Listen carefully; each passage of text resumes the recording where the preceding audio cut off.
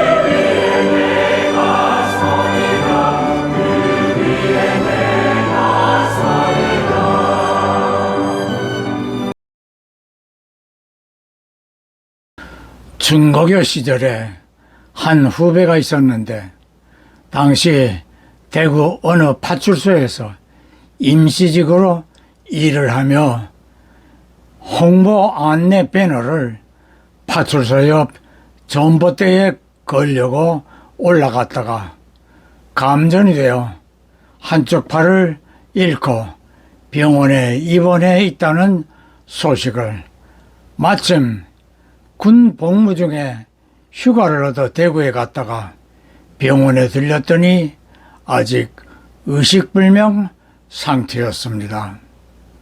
지금도 세계 곳곳에서 이와 같이 감전사고로 목숨을 잃는 사고가 일어나고 있습니다. 유튜브의 한 중국 여인이 역시 감전사고로 두 팔을 잃고 좌절에 빠졌다가 각오를 단단히 하고 생활에 적응하면서 발로 글을 쓰며 대학교에 입학하고 졸업 후에 공무원으로 일하면서 유튜브에 자신의 생활 모습을 보도하여 장애인들에게 희망의 기회를 갖게 해주고 있었습니다. 저도 이 영상을 보면서 새롭게 다짐을 합니다. 제가 고관절을 다쳐 인공뼈로 대치한 후 의사의 당부대로 재활 운동을 열심히 해야 함에도 집에서 걷는 운동만 해왔습니다. 수술을 한 지 1년이 넘게 보행기를 사용하여 걷고 있는데 지난 3월 수술한 의사를 만났더니 보행기를 사용하는 저를 못마땅해 하며 재활의사를 추천해 주어 그를 만나 제 상태를 확인한 재활의사는 재활운동을 제대로 하지 않아 발전이 없는 것 같다며 재활치료를 하도록 조언해 주었습니다. 환자는 의사가 하라는 대로 해야 마땅한 것이지요. 저는 이전처럼 걷는 것이 소원인데 말입니다. 저는 매일 밤에 아파트 로비 복도에서 걷는 연습을 했습니다. 가끔 휠체어를 탄 사람과 마주칩니다. 그에게 물었습니다. 당신은 어떤 소원을 갖고 있나요? 중국 안후이성 방부지역 출신인 양 리 씨는 고작 4살 때 고전압 전선에 접촉돼 부상을 입었다고 합니다. 이 사고로 두 팔을 절단해야 했죠. 이 불운한 사고 이후 양 씨는 메이크업, 젓가락으로 밥 먹기, 심지어는 셀카 찍기와 같은 두 손으로 할 수 있는 것들을 어떻게 두 발로 하는지 스스로 터득했습니다. 양 씨는 또한 두 발로 글 쓰는 법을 배워서 지난 2007년 중국 대학 입시 시험을 끝까지 치른 것으로 헤드라인을 장식했죠. 대학을 졸업한 뒤 양 씨는 공무원으로 일을 하기 시작했습니다.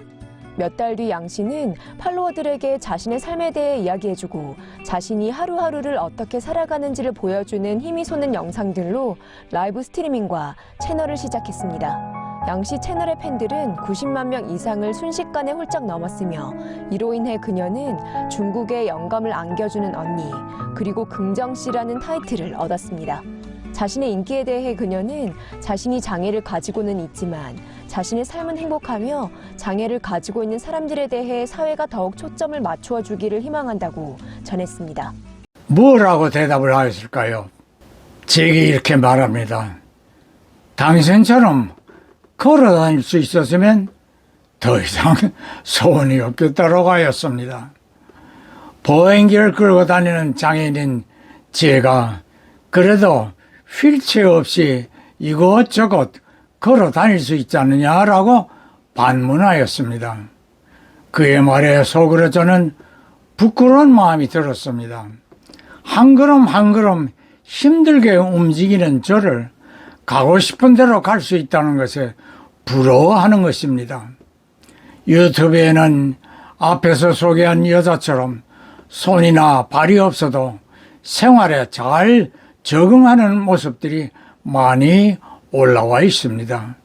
손이 없는 사람은 발로 일상생활을 하는데 운전까지 발로 잘 하고 다니고 발이 없으면 대신 손을 발을 대신하여 생활하고 있었습니다. 현실에 얼마만큼 적응해야 하는지 각오만 있다면 이들처럼 불편을 딛고 살아가는 것입니다. 요한복음 9장 1절로 2절에 길을 가리시던 예수께서 날 때부터 소경된 사람을 만나자 제자들이 묻습니다. 이 사람이 누구의 죄로 인하여 소경이 된 것이냐고요. 3절에서 하시는 말씀입니다. 이 사람이 소경된 것은 누구의 죄 때문이 아니라 하나님께서 하시는 일을 나타내려 하심이라. 그리고 침을 뱉어 진흙을 이겨 소경의 눈에 바른 후 실로암에 가서 씻으라 하시니 그가 가서 씻고 눈이 밝아져서 돌아왔다라고 하였습니다. 나면서 소경이 된 사람을 통하여 하나님께서 그를 고쳐주심으로 하나님을 믿게 하시려는 하나님의 계획이 담긴 작품인 소경이었던 것입니다. 여러분에게 주님께서 이 시간 네 소원이 무엇이냐라고 물으신다면 어떤 소원을 말씀드릴 것인지요? 염려 마십시오. 이미 알고 계십니다. 왜냐하면 그를 향한 하나님의 계획이 준비되어 있었기 때문입니다. 지금 그는 자신을 너무나도 행복한 사람이라고 생각합니다. 왜 그는 팔다리가 없어도 행복할 수 있는 것일까요? 그의 이야기를 들어보겠습니다. I was born in Melbourne, Australia, 1982, and my parents had no idea that I was going to be born without arms or legs. I was the only one that I ever saw without limbs. My faith in Jesus Christ was sealed after 7 years of wondering why, God, I was born this way. He answered me very clearly through John chapter 9. And I gave my life to Jesus at 15 after reading about how he came across a man who was born blind. And I'm like, hey, hold on a second. This looks interesting. And no one knew why he was born that way. I'm like, perfect. So I read on, and in verse 3 of the 9th chapter, Jesus said, it was done so that the works of God would be revealed through him. And I'm like, wow, God, if you had a plan for the blind man, you do have a plan for me. And that was the beginning of my personal relationship with Jesus.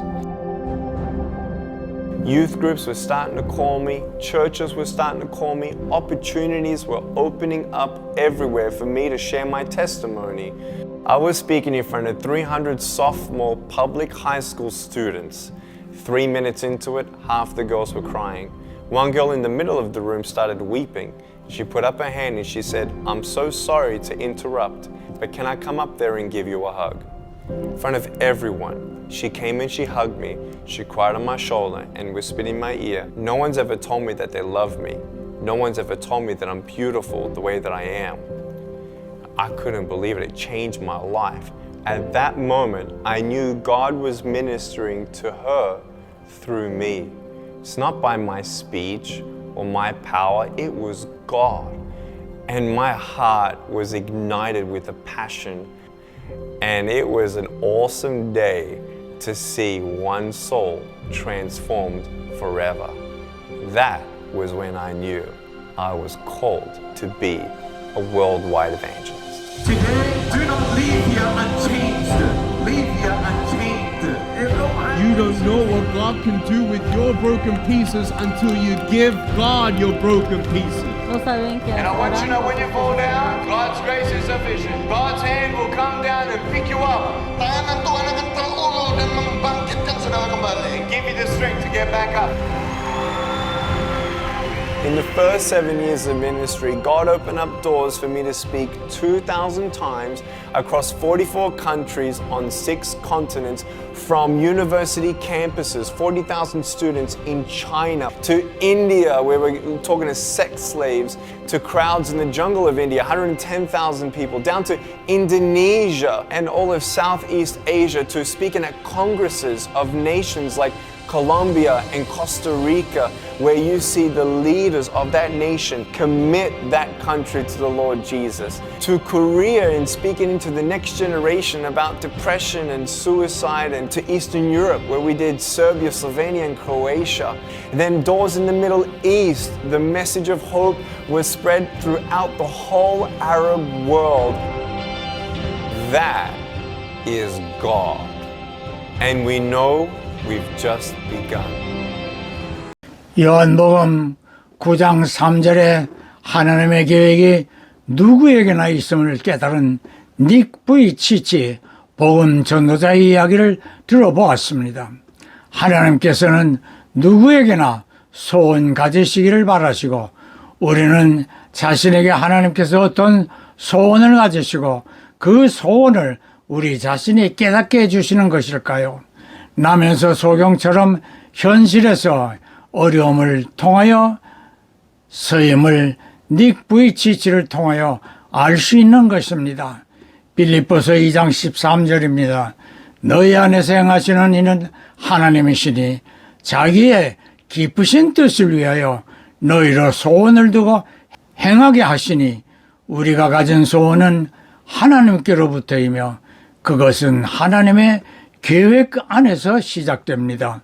시편 107편 30절, 저희가 평안함을 인하여 기뻐하는 중에 여호와께서 저희를 소원의 항구로 인도하시는도다. 소원을 갖게 하신 하나님은 그 소원을 깨닫고 믿음으로 바라는 자에게 소원의 항구로 인도하시어 마침내 소원을 이루게 하시는 것이지요. 잠언 16장 3절입니다.